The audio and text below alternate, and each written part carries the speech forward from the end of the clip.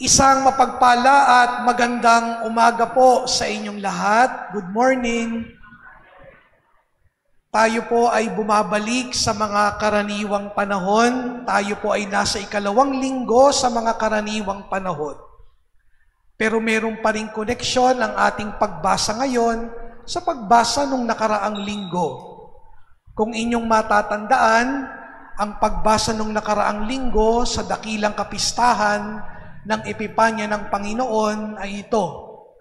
Hinahanap ng mga pantas ang Panginoon at sa pamamagitan ng paggabay ng pala, natagpuan nila ang Panginoon kasama ang kanyang inang si Maria at si San Jose. Natapos ang kwentong iyon na naghahanap pa rin si Herodes. Hinahanap niya ang batang Jesus, subalit hindi nila siya natagpuan dahil nag-iba na ng daan pauwi ang mga mago. Sa Ebanghelyo ngayon, sinisimulan ng pagbasa sa tanong ng ating Panginoon, sino ang hinahanap ninyo? Ano ang hinahanap ninyo? Sa araw na ito, pagnilayan natin ang 3 punto, ang pagtawag, ang pagtugon at pagkilos. Mga kapatid, ang ebanghelyo natin ngayon ay bahagi ng pagtawag kina Pedro at Andres. Sila ang mga unang alagad ng ating Panginoon. At sa mga pangyayaring ito, makikita natin na ang Diyos ang unang tumatawag. Sa Kanya nagsisimula ang tawag. The call is a divine initiative. At ang tanong ni Jesus, sa sino mang Kanyang tinatawag, ano ang hinahanap ninyo? Mga kapatid, kapag tayo kaya ang tatanungin ni Jesus, ano ang hinahanap mo? Ano kayang isasagot natin sa Kanya? Anong hinahanap mo sa buhay? Marahil sa isang taong salat at hirap sa buhay, ang hinahanap niya ay kaunting ginhawa, isang buhay na masagana, lalo na sa panahon ngayon na marami ang nagigipit. Para sa isang nanay, marahil ang isasagot niya, ang hinahanap ko'y maayos na buhay para sa aking pamilya, magkaroon ng mababait na mga anak at mapagkalingang asawa. Para sa isang bagong nagtapos ng kolehiyo, marahil ang hinahanap niya ay isang maayos na trabaho, yung trabaho na hindi lang maganda ang sweldo, kung hindi lalago din siya sa kanyang buhay bilang isang empleyado. Maganda yung working environment. May mga taong naghahanap ng recognition, may mga taong naghahanap ng acceptance, may mga taong naghahanap ng atensyon. Kayo po, ano ang hinahanap ninyo? Sabi nila, kung saan natin ginugugol ang ating oras at panahon, marahil yun ang mahalaga sa atin. At marahil yun ang hinahanap ng ating puso. Pero ang paalala sa atin, sana ang hinahanap natin sa buhay ay yung mga bagay na magdadala sa atin sa kaharian ng Diyos. Sana ang hinahanap natin ay magdadala sa atin palapit sa puso ng ating Panginoong Hesus. Kaya nga, tinatawag ka ngayon ni Hesus. Ano ang iyong tugon? That brings me to my second point. Hindi lang tayo hinahanap ni Hesus, hindi niya lang tayo tinatanong, inaantay niya rin ang ating pagtugon. Sa ating pong unang pagbasa, narinig natin ang pagtugon ng batang si Samuel sa Panginoon. Noong una, akala ni Samuel ay si Eli ang tumatawag sa kanya. Noon ay nandoon sila sa templo. Kaya nang narinig ni Samuel ang tinig, tumakbo siya kay Eli. Madaling araw na noon. At sabi ni Eli, hindi naman kita tinatawag. Mahiga ka ulit. Madaling araw na. Mabuti pa itong batang si Samuel Kapag tinatawag ng nakatatanda, sumasagot, sumusunod. May mga kabataan ngayon na kahit tinatawag mo, parang walang naririnig. Kasi lagi na lamang merong takip sa tenga. Meron na lamang laging pinakikinggan. Naalala ko yung sharing ng isang guro. Sabi niya, ang hirap-hirap magturo ng mga bata ngayon. Kasi hindi nakikinig sa guro. Kahit na maghanda ng leksyon, hindi nakikinig ang mga estudyante. Siguro, sabi niya sa bahay, hindi naturuan na makinig ng mga magulang. Kasi kapag ang tahanan ay mayroong nakikinig at pinakikinggan, natututunan ang bertud ng pakikinig. Kaya nga mahirap na tawagin ang nagbibigi-bigihan. And I guess it applies also to all of us. Kapag ayaw makinig, mahirap tawagin.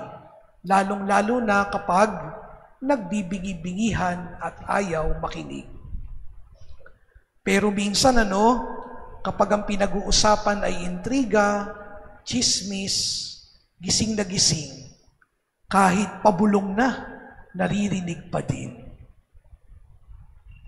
Kaya nga sa unang pagbasa, nang makaikatlong ulit na bumalik si Samuel kay Eli, napagtanto ni Eli na ang Diyos ang tumatawag sa batang Samuel. Kaya ang bilin ni Eli sa kanya, sa susunod na maririnig mo yung tinig, sabihin mo, magsalita po kayo sa akin, nakikinig ang inyong lingkod. Mga kapatid, mahalaga ang pakikinig. At minsan sa pakikinig nangyayari ang paglago. Sa pakikinig nangyayari ang pagkatuto. Sa pakikinig, yan ay kilos ng pagmamahal. And when we are called by God, we need to listen. We need to listen to the will of God. And we can only discover God's will by listening to Him in prayer. Kasi minsan baka sa ating pagdarasal, tayo na lang ang nagsasalita. Hindi na natin pinakikinggan ang tinig ng Panginoon na nagsasalita sa atin. We can only discover God's will by listening to Him in silent prayer. Kaya nga mga kapatid, nakakakilos tayo ng malaya dahil naririnig natin ang tawag at tumutugon tayo. Pero hindi nagtatapos ang lahat sa pagtawag at pagtugon. Mayroong pangatlong elemento na kailangan. Yan ay walang iba kung hindi ang pagkilos. Oo, tinawag ka ng Panginoon. Oo, tumugon ka sa Kanya. Pero kailangan pa rin yung pangatlo. Yun ay ang pagkilos. Mga kapatid, kapag kumikilos tayo, kumikilos ang buo nating katawan. Ang katawan na ibinigay sa atin ng Diyos, na ayon sa ikalawang pagbasa, ay templo ng banal na Espiritu. Kaya nga kapag tayo ay may sakit, hindi tayo nakakakilos ng maayos. Hindi tayo nakakakilos ng tama. Alam nyo, nitong mga nakakaraang araw, ang daming mga nagkasakit. Maraming inuubo, maraming sinisipon, maraming nilagnat. Kaya nga kapag tayo ay may sakit, hindi tayo nakakatugon ng tama. Hindi tayo nakakakilos ng tama. Gayon din naman, kapag inaabuso natin ang ating katawan, hindi rin natin napararangalan ng Diyos na nagbigay sa atin ng ating katawan. Ang ating kalusugan ay kayamanan din. At mapararangalan natin ang Diyos na nagbigay sa atin ng katawan kung ginagamit natin ito ng tama at ayon sa plano ng Diyos. Tanong, ginagamit ba natin ang ating katawan para parangalan ng Diyos o para lamang bigyan ng lugod ang sariling hilig at pita?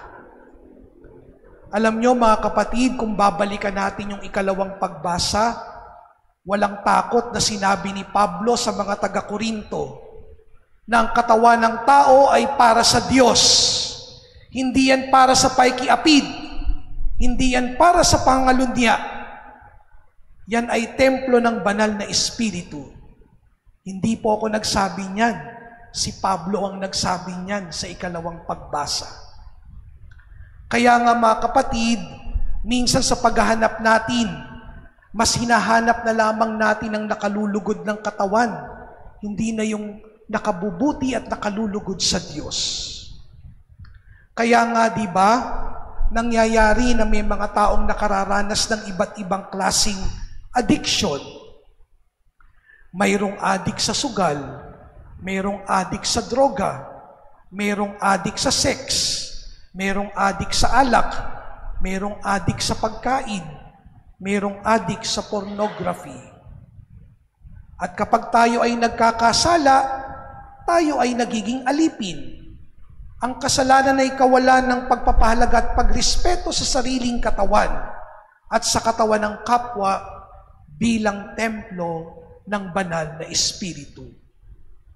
Kapag inaabuso natin ang ating sarili, hindi na tayo malayang nakakakilos patungo sa Diyos at hindi na rin tayo nakapaglilingkod ng mabuti sa ating kapwa.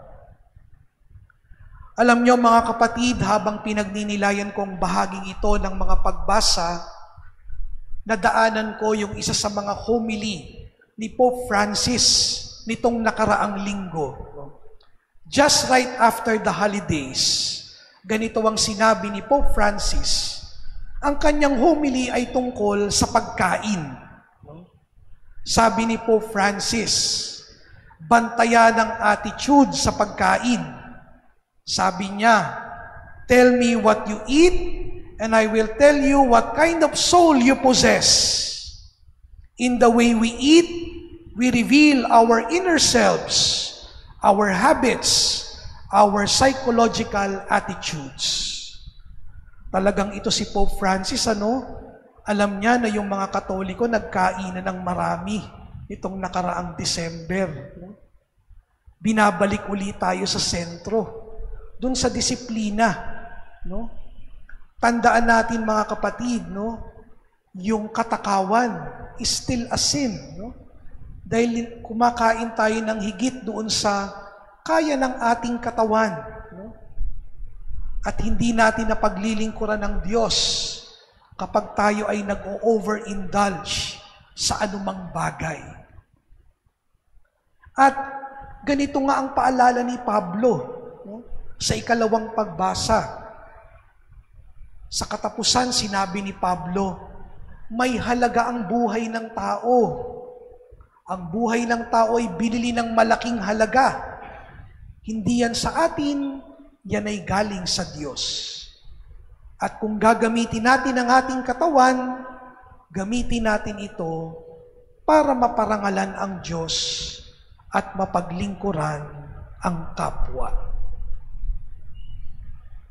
Ang dami-daming pwedeng pagnilayan, sa mga pagbasa ngayon. Pero tanggapin natin kung ano yung makatutulong sa ating pang-araw-araw na buhay at buhay pananampalataya. Sa pagpapatuloy ng ating pagdiriwang ng misa para sa ikalawang linggo sa karaniwang panahon, bagong taon pa po, paalala sa atin, si Jesus ang unang naghahanap sa atin.